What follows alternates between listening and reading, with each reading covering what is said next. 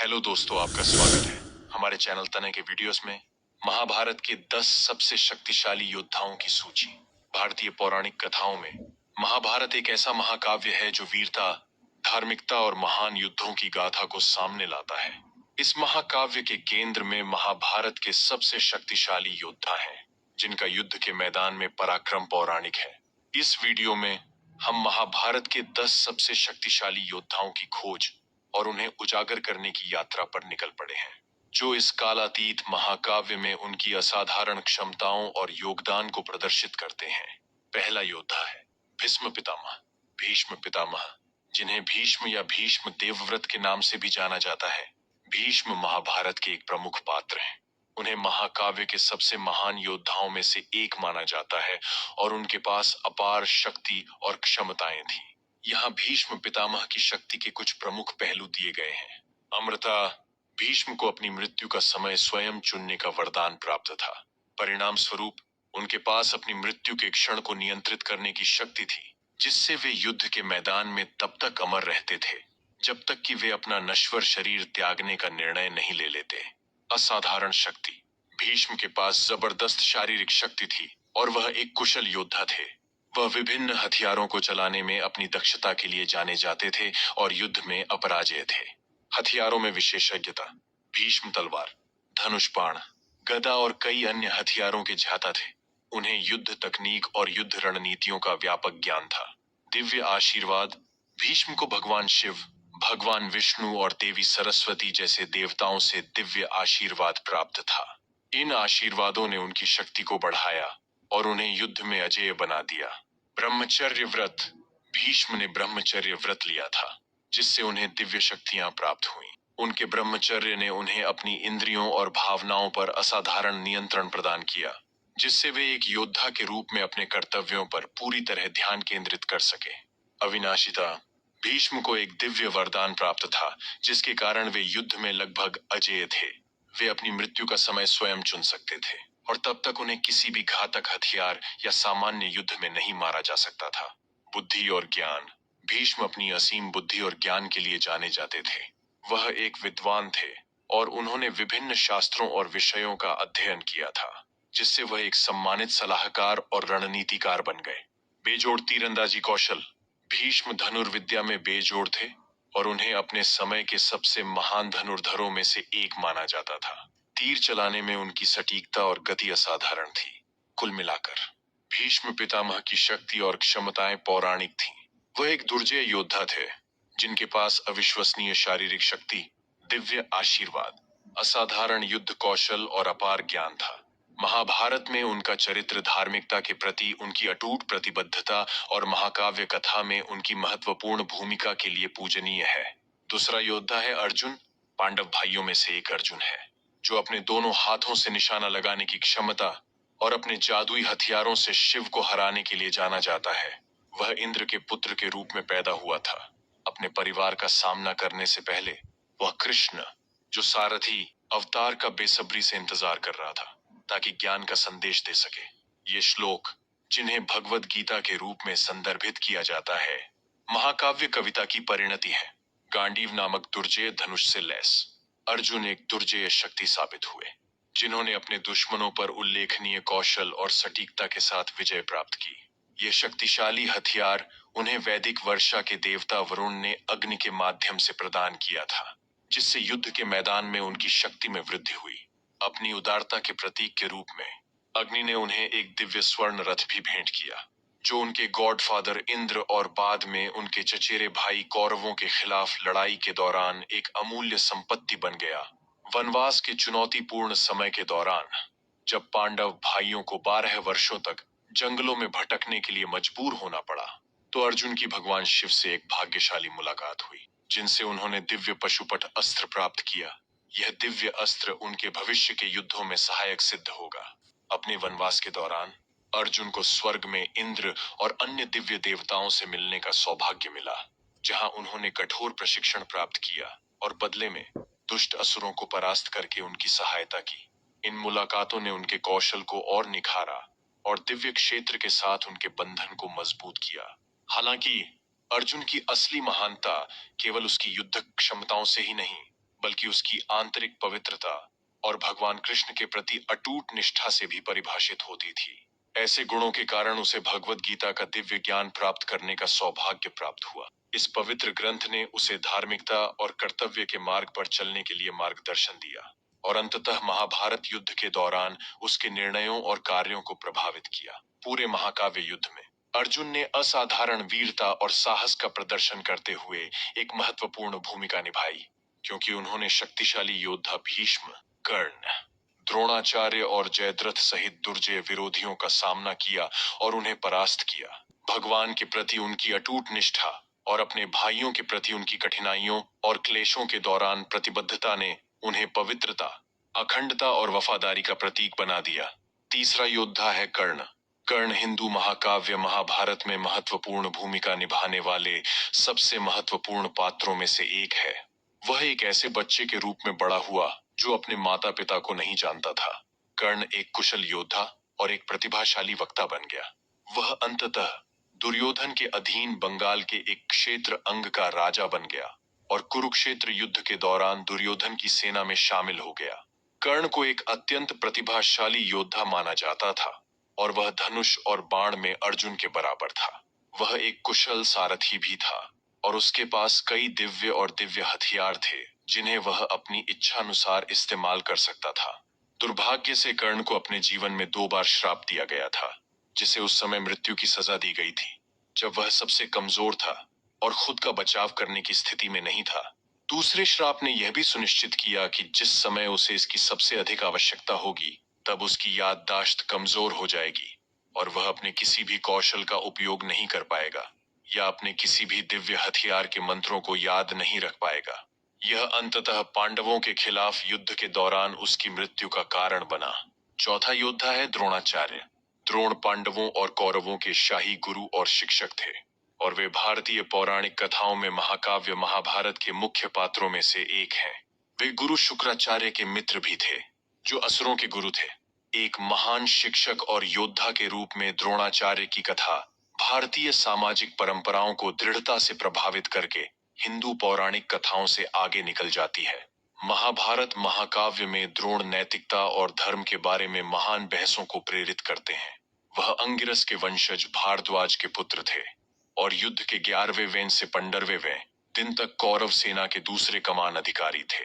वह विभिन्न सैन्य कलाओं में भी कुशल थे, जैसे दिव्य हथियारों का उपयोग और बहुत कुछ।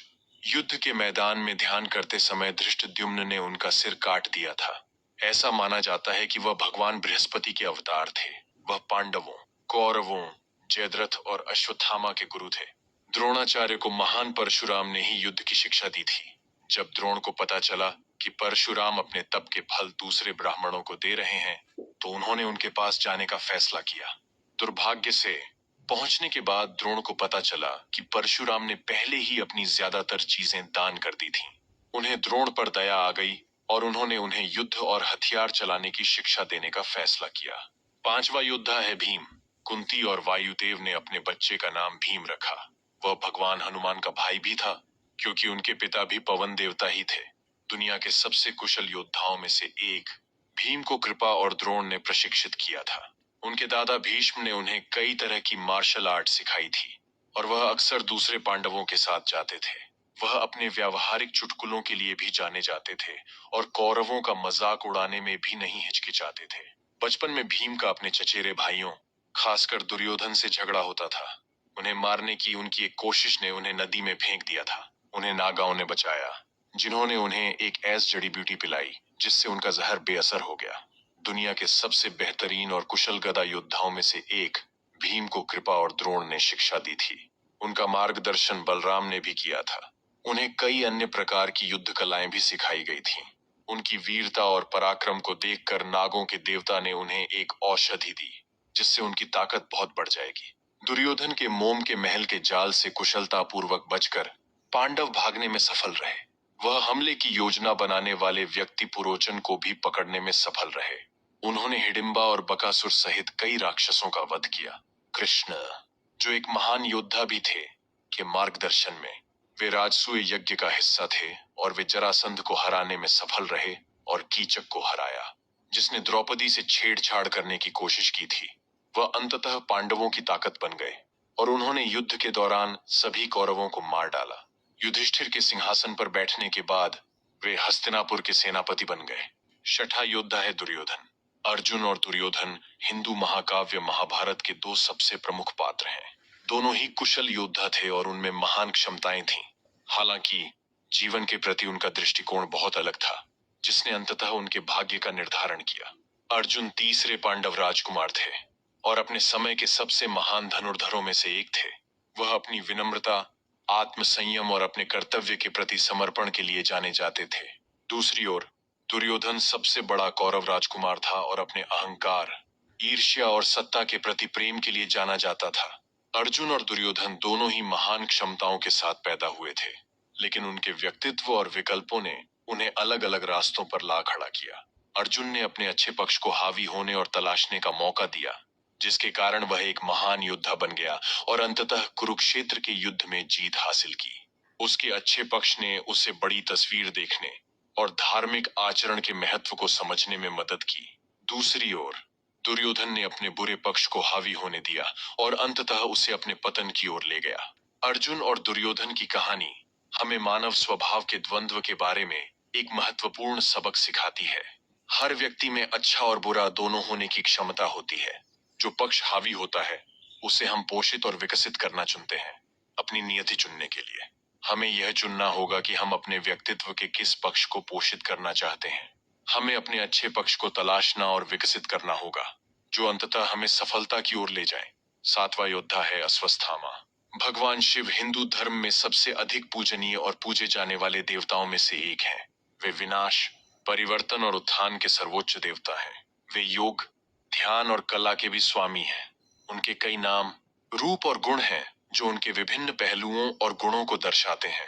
भगवान शिव को समझने का एक तरीका उनके अवतारों या अवतारों के माध्यम से है। अवतार किसी देवता द्वारा किसी विशिष्ट उद्देश्य के लिए धरती पर मानव या पशु रूप में जानबूझकर किया गया अवतरण है। भगवान शिव ने अपनी दिव्य इच्छा को पूरा करने और अपने भक्तों की मदद करने के लिए विभिन्न युगों और स्थितियों में कई अवतार लिए हैं। अश्वत्थामा का जन्म भगवान शिव के अवतार के रूप में हुआ था, ताकि वे पृथ्वी पर दुष्ट क्षत्रियों का नाश कर सकें। उन्हें माथे पर एक मणि भेंट की गई थी, जिससे उन्हें असाधारण शक्तियां और सुरक्षा मिली। वे तीरंदाजी, युद्ध और मार्शल आर्ट में भी माहिर थे। अश्वत्थामा अपने पिता के प्रति वफादार थे और उन्होंने कुरुक्षेत्र युद्ध में कौरवों की तरफ से लड़ाई लड़ी थी। वह युद्ध में जीवित बचे कुछ लोगों में से एक थे और उन्होंने द्रौपदी के भाई धृष्टद्युम्न के हाथों अपने पिता की मृत्यु देखी थी। अश्वत्थामा अपने पिता की मृत्यु से क्रोधित था और उसने पांडवों से बदला लेने की कसम खाई। वह रात में उनके शिविर में घुस गया और सो रहे धृष्टद्युम्न और कई अन्य योद्धाओं को मार डाला। उसने द्रौपदी के 5 पुत्रों को भी मारने की कोशिश की। जब उसे अपनी गलती का एहसास हुआ तो उसे ग्लानि और पश्चाताप महसूस हुआ। भगवान कृष्ण ने उसे उसके जघन्य कृत्य के लिए श्राप भी दिया। कृष्ण ने उसके माथे से मणि निकाल ली और उसे कुष्ठ रोग से पीड़ित कर दिया और अनंत काल तक पृथ्वी पर भटकने को विवश कर दिया। अश्वत्थामा आज भी जीवित हैं और जंगलों और पहाड़ों में घूमते रहते हैं। कहा जाता है कि वे कलयुग के अंत का इंतजार कर रहे हैं, जब उनकी मुलाकात भगवान कल्कि से होगी, जो विष्णु के अंतिम अवतार हैं और जो उनके श्राप को समाप्त करके उन्हें मुक्ति प्रदान करेंगे। आठवां योद्धा है सात्यकी। सात्यकी महाभारत का एक महत्वपूर्ण पात्र था, लेकिन जिन लोगों के पास बाद में पुनर्कथन के माध्यम से महाकाव्य का स्रोत है, उनमें से कई ने शायद उसके बारे में और महाभारत की घटनाओं में उसकी महत्वपूर्ण भूमिका के बारे में सुना भी नहीं होगा। महाकाव्य में उसका महत्व इस तथ्य से स्पष्ट है कि महाभारत की शुरुआत में उसका नाम विशेष रूप से एक प्रमुख पात्र के रूप में पुकारा गया है। महाभारत में सात्यकी का चरित्र बहुत बाद में आता है, लेकिन उसकी कहानी उसके जन्म से कई वर्ष पहले शुरू होती है। देवकी के स्वयंवर के दौरान बहलिका के पुत्र सोमदत्त और वसुदेव के चाचा सिनी के बीच लड़ाई हुई। सिनी ने सोमदत्त से युद्ध किया और उसे हरा दिया। इसके बाद सिनी ने कुरु राजकुमार को लात मारकर अपमानित किया। इस अपमान को पचा न पाने के कारण सोमदत्त ने एक पुत्र की प्राप्ति के लिए तपस्या की, जो इस अपमान का बदला लेगा। कई वर्षों बाद सिनी के पुत्र सत्यक के पुत्र का नाम युयुधन था, जिसे आमतौर पर उसके पिता के नाम पर सत्यकी कहा जाता था। इस प्रकार सत्यकी श्री कृष्ण और पांडव के चचेरे भाई बन गए। सात्यकी एक कुशल योद्धा थे जिन्होंने द्रोणाचार्य और बाद में अर्जुन से धनुर्विद्या सीखी थी। वे श्री कृष्ण के भी बहुत करीबी थे और हर युद्ध में उनके साथ रहे। चाहे वह जरासंध से युद्ध हो या द्वारका में पारिजात वृक्ष लाने के लिए इंद्र पर आक्रमण करना हो, सात्यकी श्री कृष्ण के साथ युद्ध करने के लिए मौजूद थे। पांडवों के साथ उनकी निकटता का पता इस तथ्य से लगाया जा सकता है कि वारणावत अग्नि में पांडवों की मृत्यु की खबर सुनने के बाद सात्यकी द्वारका से पांडवों का अंतिम संस्कार करने आए थे। सात्यकी पांडवों के कट्टर समर्थक थे और चाहते थे कि युधिष्ठिर वनवास जाने के बजाय हस्तिनापुर पर हमला करके अपने अपमान का बदला लें। बाद में वनवास की अवधि समाप्त होने के बाद उद्योग पर्व ने बहुत महत्वपूर्ण भूमिका निभाई। जब बलराम ने सुझाव दिया कि पांडवों को युद्ध टालने का पूरा प्रयास करना चाहिए, तो सात्यकी को बहुत क्रोध आया और उन्होंने युद्ध को ही संघर्ष का एकमात्र समाधान बताया। बाद में जब श्री कृष्ण को शांति दूत के रूप में हस्तिनापुर आने के लिए चुना गया, तो सत्यकी भी उनके साथ थे। सत्यकी ने ही श्री कृष्ण को दुर्योधन की उन्हें पकड़ने की साजिश के बारे में बताया, जिसके कारण हस्तिनापुर की सभा में विश्वरूपम का महाकाव्य रचा गया। जब कूटनीति के सभी प्रयास विफल हो गए और युद्ध अपरिहार्य हो गया, तो सात्यकी अपने बेटों और अन्य वृष्ण योद्धाओं के साथ पांडव पक्ष से युद्ध में शामिल हो गए। वह अर्जुन और भीम के बाद पांडव पक्ष के सबसे विनाशकारी योद्धा थे। युद्ध की रणनीति के तहत सात्यकी को भोज वंश के अपने साथी यादव योद्धा कृतवर्मा का मुकाबला करने के लिए नियुक्त किया गया था, जो कौरवों की ओर से लड़ रहा था और युद्ध में श्री कृष्ण की नारायणी सेना का नेतृत्व कर रहा था। सात्यकी के अतीत से भी कोई व्यक्ति कौरवों की ओर से लड़ रहा था। सात्यकी के दादा सिनी के प्रतिद्वंद्वी सोमदत्त अपने बेटों के साथ कौरव पक्ष की ओर से लड़ रहे थे। सोमदत्त के बेटों में भूरिश्रवा भी था, जिसका जन्म कई साल पहले सात्यकी के दादा के हाथों हुए अपमान का बदला लेने के लिए हुआ था।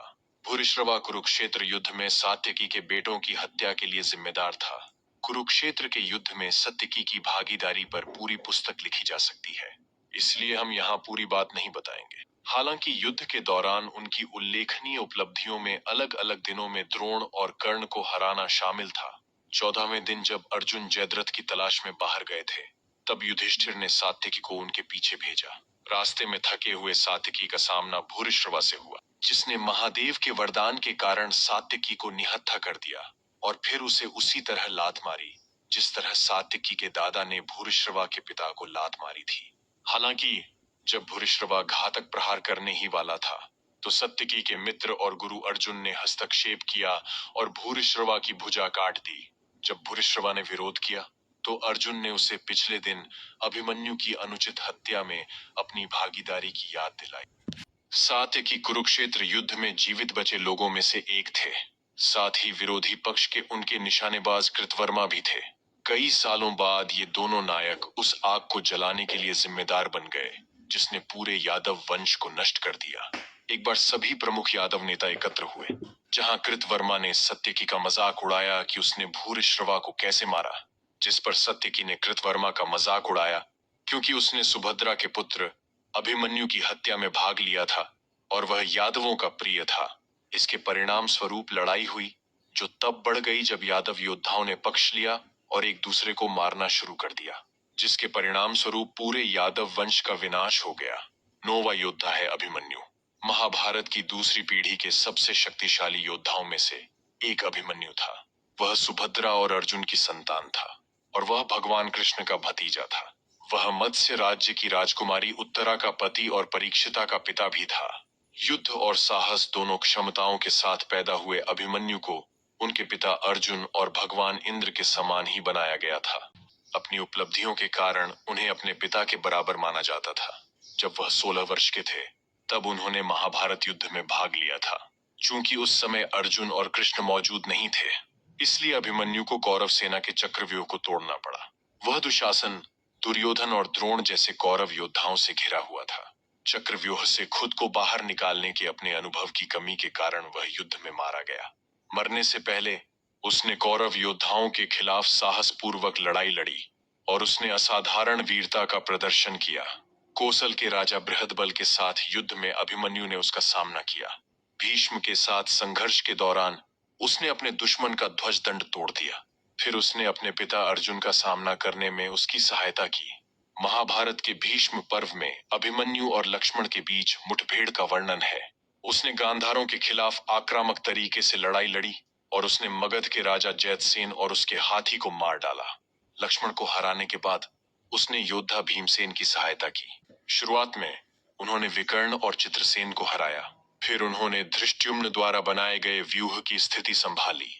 उन्होंने भगदत्त के खिलाफ लड़ाई शुरू की और उन्होंने अलम्बुश और अम्बष्ट को भी हराया। फिर उन्होंने सुदेशना, दुर्योधन, बृहंदल और अन्य का सामना किया। द्रोण ने कृष्ण और अर्जुन को संशप्तक सेना की तलाश में भेजने की योजना बनाई, जिसे बाद में पराजित किया गया। कौरव सेना के विशाल चक्र गठन में एक साथ समूहबद्ध होने पर पांडवों को भारी नुकसान हुआ। यदि ऐसा जारी रहा तो सूर्यास्त तक पांडवों के पास सेना नहीं होती। केवल कृष्ण और अर्जुन ही जानते थे कि इस व्यूह को कैसे तोड़ा जाए। इस वजह से सभी पांडव सेनापतियों ने अर्जुन के पुत्र अभिमन्यु की ओर रुख किया। उनकी कहानी तब प्रसिद्ध हुई जब उन्होंने कौरव सेना द्वारा लड़े गए व्यूह के युद्ध में भाग लिया।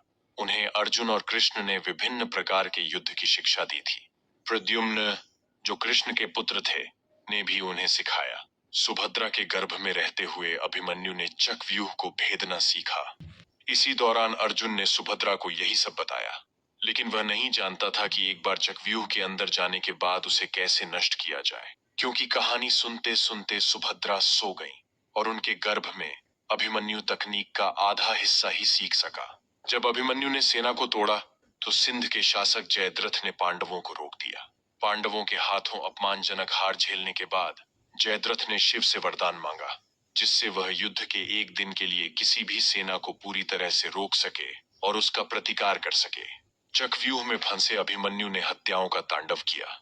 वह अपनी मूल रणनीति को अंजाम देना चाहता था और कौरव सेना को अकेले ही हराना चाहता था। उसने दुर्योधन, अश्वत्थामा, भूरिश्रवा, शल्य और दुःशासन जैसे कई उल्लेखनीय व्यक्तियों को भी हराया। उसने कृतवर्मा, राजा बृहदबाला और मातृकावत के पुत्रों को भी मार डाला। फिर अभिमन्यु पर संयुक्त हमला किया गया। रणनीति के अनुसार कर्ण ने एक धनुष काट दिया और कृपाण और कृतवर्मा ने उनके सारथी को मार डाला। इसके अलावा अभिमन्यु ने ढाल और तलवार उठाई, लेकिन अश्वत्थामा और द्रोण ने उसके हथियार काट दिए। फिर उसने द्रोण पर रथ का पहिया फेंका, लेकिन द्रोण ने पहिया काटकर उसे बचा लिया। लड़ते हुए उसने फेंके गए हथियार एकत्र किए। अपनी सबसे प्रमुख जीत में से एक में उसने सैकड़ों योद्धाओं को मारने के लिए रथ के पहिए का इस्तेमाल किया। कई तरफ से हमला किए जाने के बाद आखिरकार उसकी मौत हो गई। उसी समय दुःशासन और अभिमन्यु के बेटे ने गदा का इस्तेमाल करके लड़ाई की। दुःशासन जाग गया और उसने अभिमन्यु पर हमला कर दिया, जिससे वह बेहोश हो गया। उसकी मृत्यु के बाद जयद्रथ ने उसकी मृत्यु की पुष्टि करने के लिए उसके शरीर पर लात मारी। इससे अर्जुन क्रोधित हो गया, जिसने जयद्रथ या उसके पिता को मारने की कसम खाई थी। 10वां योद्धा है शल्य। शल्य माद्री का भाई था, साथ ही मद्र राज्य का शासक भी था। शल्य एक शक्तिशाली भाला योद्धा और एक दुर्जेय सारथी को दुर्योधन ने कौरवों की ओर से युद्ध लड़ने के लिए धोखा दिया था। शल्य एक अविश्वसनीय रूप से शांत और विचारशील योद्धा था। यही कारण है कि वह एक अच्छा सारथी बना और अपनी कमजोर काया के बावजूद वह गदा युद्ध में उत्कृष्ट था। महाभारत के एक संस्करण के अनुसार वे हस्तिनापुर जाते समय पांडु का सामना शल्य की सेना से हुआ और पांडु शल्य के सेनापति से बहुत प्रभावित हुए। शल्य ने प्रस्ताव रखा कि वे या तो युद्ध से विजेता का फैसला कर सकते हैं या विवाह से। फिर उन्होंने बताया कि उनकी सेनापति कोई और नहीं बल्कि उनकी बहन माद्री थी। उसकी सुंदरता को देखते हुए पांडु ने उसे सहर्ष स्वीकार कर लिया और हस्तिनापुर ले गए। माद्री की मृत्यु के कई वर्षों बाद शल्य हर साल अपने भतीजे नकुल और सहदेव को मद्र में लाते थे और उन्हें अपना उत्तराधिकारी बनाने की इच्छा रखते थे। अपने 18वें जन्मदिन पर शल्य ने जुड़वा बच्चों को अपनी मंशा बताई। शल्य ने तर्क दिया कि नकुल एक दिन राजा बन सकते हैं, हस्तिनापुर के सिंहासन के लिए चौथे स्थान पर नहीं। शर्तें थी कि युधिष्ठिर को हस्तिनापुर का युवराज बनाया जाए। बुद्धिमान नकुल ने बताया कि शल्य केवल नकुल और सहदेव को अपना उत्तराधिकारी बनाना चाहते थे, क्योंकि दोनों ही भगवान की संतान थे और वास्तव में शल्य इस चाल से अपने बच्चों को भी नहीं चाहते थे। नकुल ने दावा किया कि हालांकि वह और सहदेव पांडवों के साथ रहने से उन्हें कोई शक्ति नहीं मिलेगी, लेकिन उनके भाई और कुंती उनसे सच्चा प्यार करते हैं और कभी भी नकुल और सहदेव को अपना मोहरा बनाने की कोशिश नहीं करेंगे। कुछ विचार विमर्श के बाद नकुल को यकीन हो जाता है कि शल्य सच्चा है। वह और सहदेव सिंहासन के उत्तराधिकारी बन जाते हैं, लेकिन सहदेव ने अपने चाचा से एक शर्त रखी कि वे हमेशा पांडवों के साथ रहेंगे। जब शल्य को कुरुक्षेत्र युद्ध के बारे में पता चला तो वह अपनी सेना के साथ अपने भतीजों से मिलने के लिए निकल पड़ा। रास्ते में दुर्योधन ने शल्य को धोखा दिया, जिसने शल्य और उसके आदमियों के लिए एक बहुत बड़ी दावत का आयोजन किया, जिसमें घंटों तक उसका मनोरंजन किया गया। प्रभावित होकर शल्य ने उसकी प्रशंसा की और मेजबान को देखने के लिए कहा, यह सोचकर कि वह युधिष्ठिर है। जब दुर्योधन ने विश्वासघात का खुलासा किया तो शल्य चकित हो गया, लेकिन आतिथ्य के कारण उसे वरदान देने के लिए मजबूर होना पड़ा। कौरवों में शामिल होने के दुर्योधन के अनुरोध को ठुकराने में असमर्थ शल्य ने पांडवों से मुलाकात की और अपनी गलती के लिए माफी मांगी। युद्ध शुरू होने से पहले युधिष्ठिर कौरव पक्ष के अपने वरिष्ठों से मिले और उनका आशीर्वाद मांगा। शल्य ने युधिष्ठिर को विजय का आशीर्वाद देते हुए तुरंत आशीर्वाद दिया। उन्होंने युधिष्ठिर से वरदान मांगने को कहा। दुर्योधन ने शल्य को क्यों चाहा था, इसका पता लगाते हुए युधिष्ठिर ने शल्य से मांग की कि जब वह अंततः कर्ण का सारथी बनेगा तो वह कर्ण का मनोबल गिरा देगा और उसका उत्साह कम कर देगा। शल्य ने ऐसा करने का वादा किया। युद्ध में शल्य का जोश कम था, लेकिन युद्ध के दौरान उसने कई महान योद्धाओं का सामना किया। शल्य ने युद्ध के पहले दिन उत्तर कुमार को मार डाला। शल्य ने एक शानदार द्वंद्व युद्ध के बाद अपने भाले से लड़के को मार डाला। शल्य ने उत्तर कुमार की बहादुरी भरी मौत को सलाम किया। युद्ध के 14वें दिन शल्य को जयद्रथ को अर्जुन से दूर रखने का काम सौंपा गया। शल्य ने अर्जुन की बढ़त को रोकने का प्रयास किया। अर्जुन ने शल्य को अपने बाणों से अपने रथ से बांधकर जवाब दिया, ठीक उसी तरह जैसे अभिमन्यु ने एक दिन पहले किया था। युद्ध के 16वें और 17वें दिन शल्य ने कर्ण के सारथी की भूमिका निभाई, जबकि वह लगातार पांडव राजकुमार की प्रशंसा कर रहा था और कर्ण की कमियों का हवाला दे रहा था। 16वें दिन कर्ण अर्जुन से युद्ध कर रहा था और उसका पलड़ा भारी था। उसने नागस्त्र को अर्जुन पर निशाना बनाया। शल्य ने बीच में टोका और कर्ण को अर्जुन की छाती पर निशाना लगाने को कहा। शल्य द्वारा अर्जुन की लगातार प्रशंसा से निराश होकर कर्ण को लगा कि यह सलाह गलत होगी और उसने अर्जुन के सिर पर निशाना साधा। कृष्ण ने अर्जुन के रथ को जमीन में धकेल दिया। अस्त्र अर्जुन के सिर के बजाय केवल उसका मुकुट ही काटता है। अगले दिन की लड़ाई के दौरान कर्ण नकुल और सहदेव को हरा देता है, लेकिन उन्हें यह कहते हुए छोड़ देता है कि वे छोटे हैं और उसके बराबर नहीं हैं, इसलिए उसके हाथों मृत्यु के योग्य नहीं है। अपनी इच्छा के विरुद्ध शल्य को कर्ण के प्रति अपना सम्मान बढ़ता हुआ दिखाई देता है। अभी भी अर्जुन की जीत की कामना करते हुए वह कर्ण का उपहास करना जारी रखता है, और जब अर्जुन के साथ महाकाव्य युद्ध के दौरान कर्ण के रथ का पहिया कीचड़ में फंस जाता है तो वह कर्ण की सहायता के लिए नहीं आता है। अंत में अर्जुन एक निहत्थे और वंचित कर्ण को अंजलिका अस्त्र से मार देता है। दुर्योधन को घटनाओं की जानकारी देते हुए शल्य अर्जुन की कायरता पर क्रोधित हुए बिना नहीं रह सके, जबकि उन्होंने कर्ण के चरित्र की प्रशंसा की। हालांकि वह कर्ण का सारथी बनने के लिए अनिच्छुक थे, क्योंकि उन्हें लगता था कि एक क्षत्रिय का सारथी के बेटे की सेवा करना अपमान की बात है। लेकिन शल्य ने निष्कर्ष निकाला कि कर्ण का आचरण न केवल यह साबित करता है कि वह युद्ध के मैदान में होना चाहिए, बल्कि यह भी साबित करता है कि कर्ण अपने समय के सबसे बेहतरीन योद्धाओं में से एक है। दुर्योधन ने शल्य को सेनापति नियुक्त किया।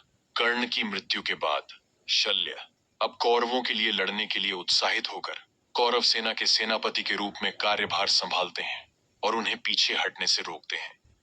कृष्ण सुझाव देते हैं कि युधिष्ठिर को शक्तिशाली योद्धा को मार देना चाहिए, क्योंकि सबसे बड़े पांडव आक्रामक व्यक्ति नहीं थे और युद्ध में शल्य की शांतता का सामना कर सकते थे। भाला युद्ध में युधिष्ठिर द्वारा शल्य को मार दिया जाता है। शल्य के बाद नकुल मद्र राज्य का राजा बन जाता है। तो दोस्तों, ऐसी ही जानकारियां पाने के लिए हमारे चैनल को सब्सक्राइब करें, लाइक करें, कमेंट करें। मिलते हैं नेक्स्ट वीडियो में। तब तक के लिए बाय बाय।